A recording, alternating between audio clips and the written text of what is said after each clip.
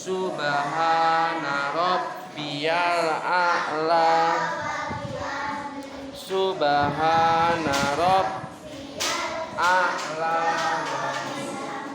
Allah Rabbil firli warhamni wajburni warfa'ni warzuqni wahdini wa'afini Allah Subhana rabbiyal a'la wa bihamdi. Subhana rabbiyal a'la wa bihamdi. Subhana rabbiyal a'la.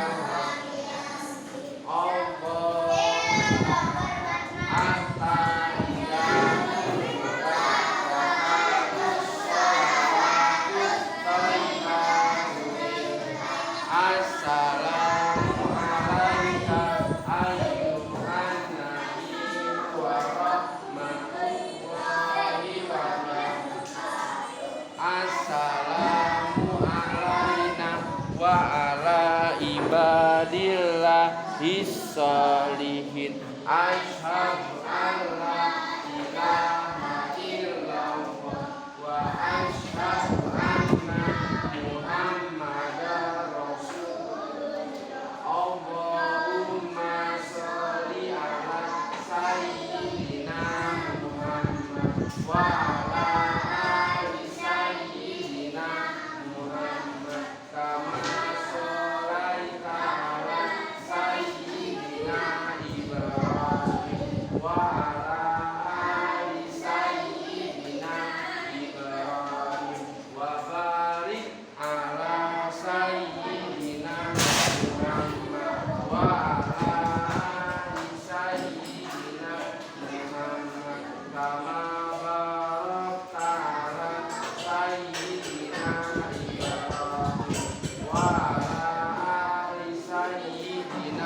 Ibrahim fil alamina innaka hamidum. Assalamualaikum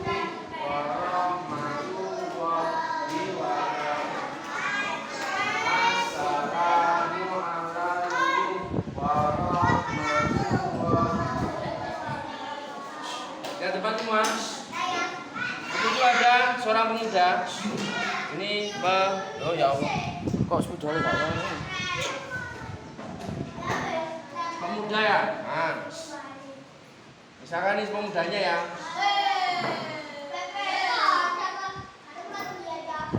Pemudanya jalan. Kamu dulu aja, ngomong aja. Biona. Ada semuanya. Dia jalan suatu tempat. Di tengah perjalanan, si pemudanya melihat ada sebuah tanaman besar. Namanya apa ini? Pohon. Ayo.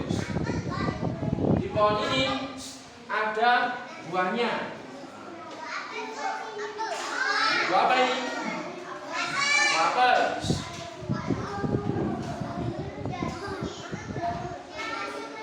Terus si pemudanya ini waktu itu anak-anak kebetulan perutnya sedang apa? Perutnya sedang lapar.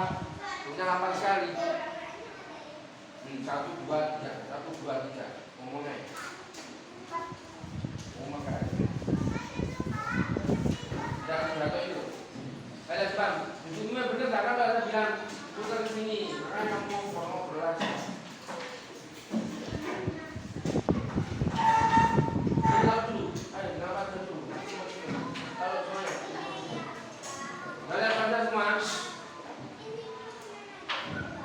Terus ketika melihat ada apel, maka si pemudanya mulai memanjat buah apel ini ya kan. Nah, kemudian diambillah buah apel itu. Karena ini buah apel ya, bisa dipetik, dimakan. Bismillahirrahmanirrahim. Apelnya enak aja. Enak, ya enak ini. Tidak apa-apa, kan pakai air sudah cuci sudah. Nah, kemudian pas habis setengahnya, dia baru sadar. Kenapa dia baru sadar? Karena makan biji. Saya tahu lagi, dia kaget makan separuhnya. Kenapa? Ada ulatnya. Nah, selain ada ulatnya apa lagi? Ada ulat terus apa lagi? Sedang puasa. Pilihannya ada 3. Apakah pemuda ini kaget gara-gara ada ularnya, atau sedang puasa, atau gara-gara dia mencuri? Ada ulatnya, berpuasa apa mencuri? Siapa bilang pemuda ini baru sadar kalau dia ada ularnya? 1, 2, 3, 4, 5, 6. Siapa bilang berpuasa? Berpuasa 1, 2, 3, 4, 5, 6. Siapa bilang sebenarnya dia mencuri? 1, 2, 3, 13. Karena anak sebenarnya pemuda ini kaget, dia baru menyadari kalau dia sedang mencuri.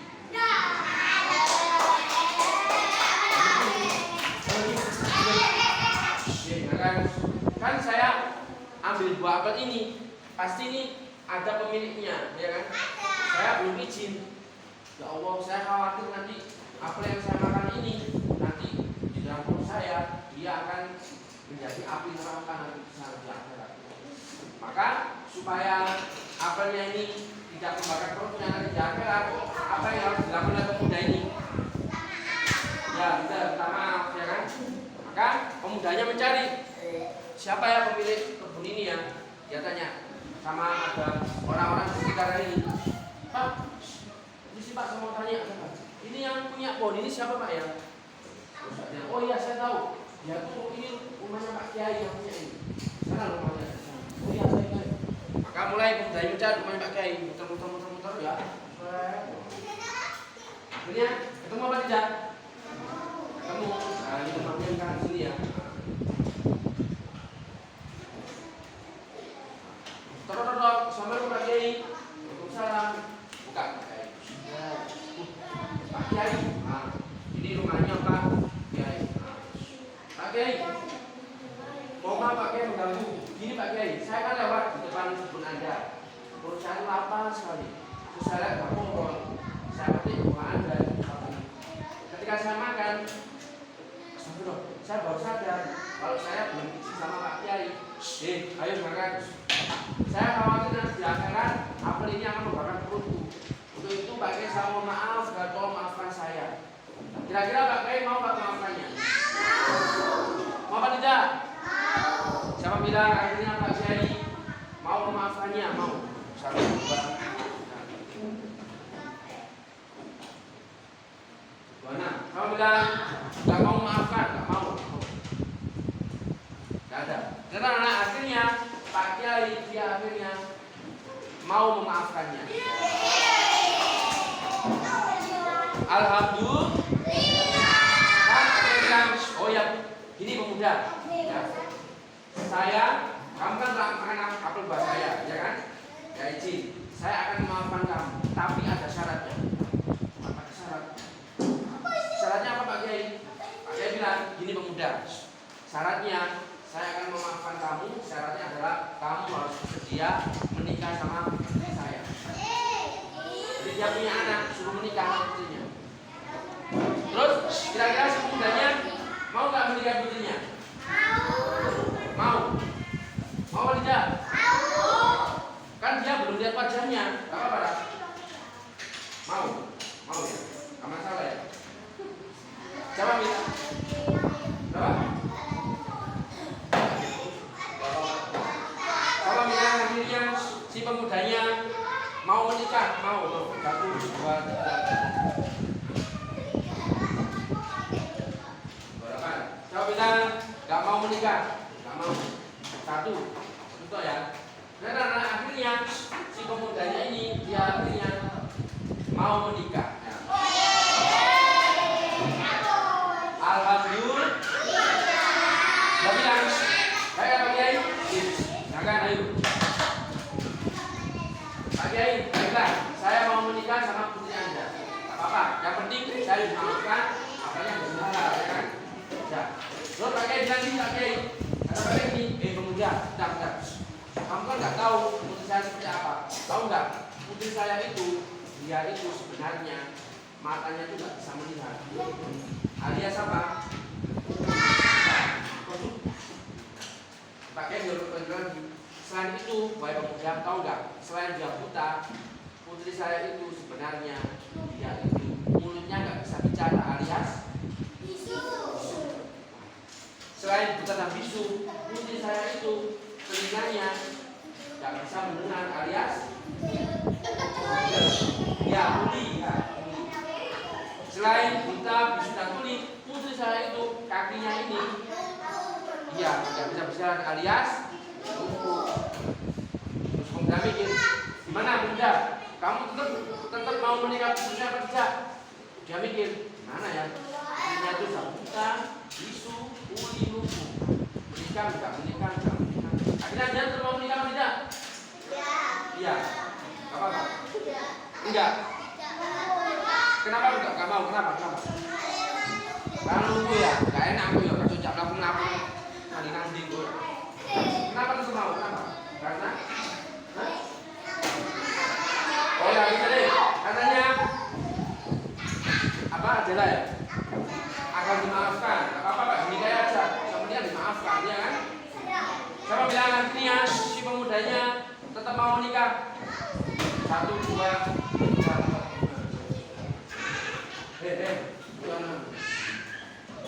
Siapa bilang akhirnya nggak jadi menikah? Nggak mau menikah. 1, 2, 3, 4, 5, 6. Karena akhirnya setelah mendengar bahwa putrinya ini buta, bisu, tuli dan lumpuh, akhirnya si pemudanya ini tetap mau menikah. Ya. Alhamdulillah. Jadi nggak apa-apa Pak Kiai, nggak apa-apa. Yang penting saya dimaafkan. Masalah itu ya. Akhirnya dia menikah. Si Pak Kiainya, makan, macam bicara ayo.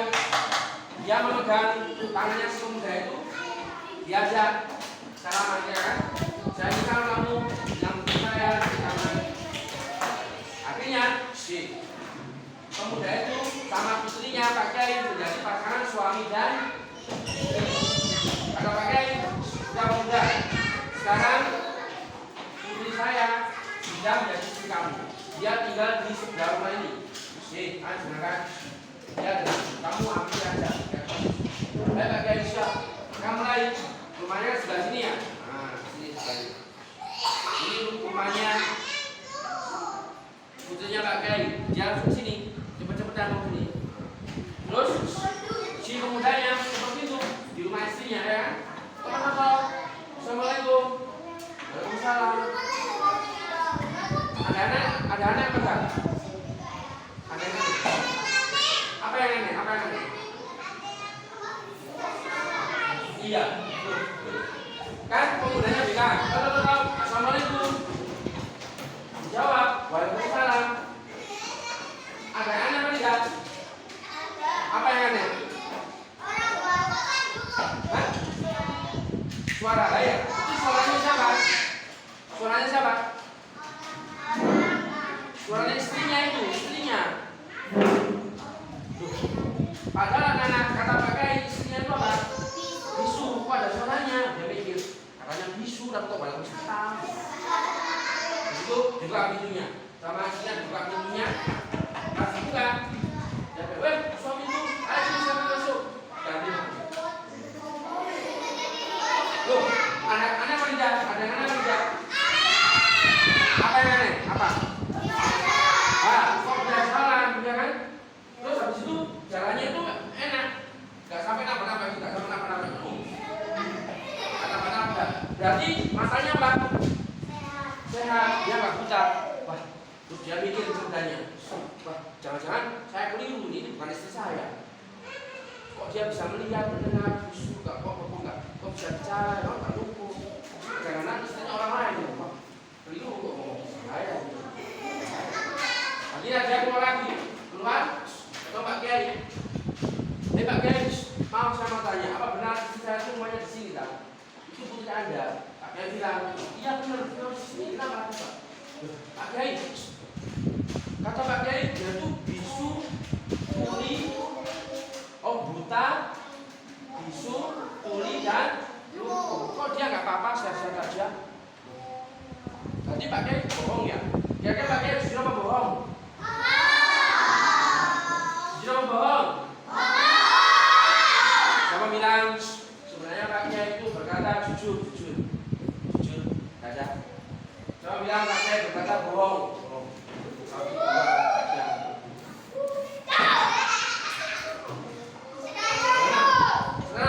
Sebenarnya Pak Kiai itu dia berkata jujur.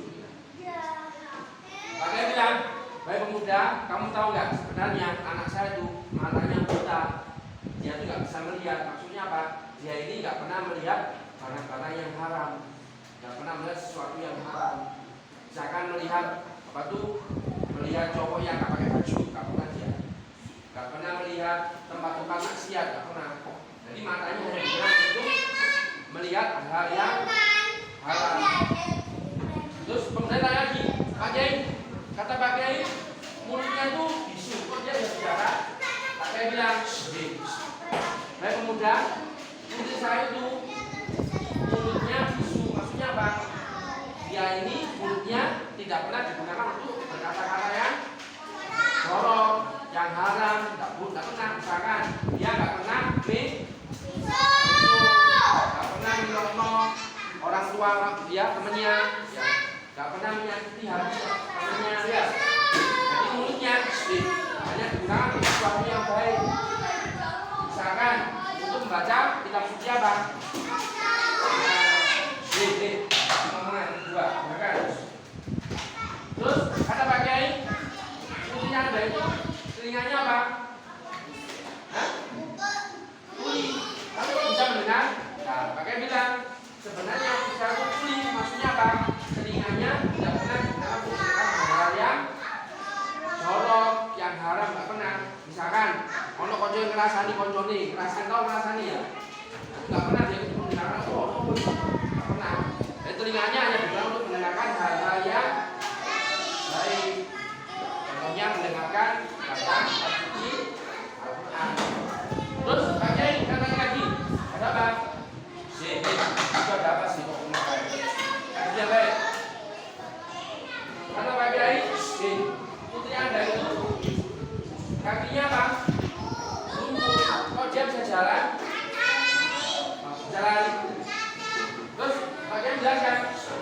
dijahit.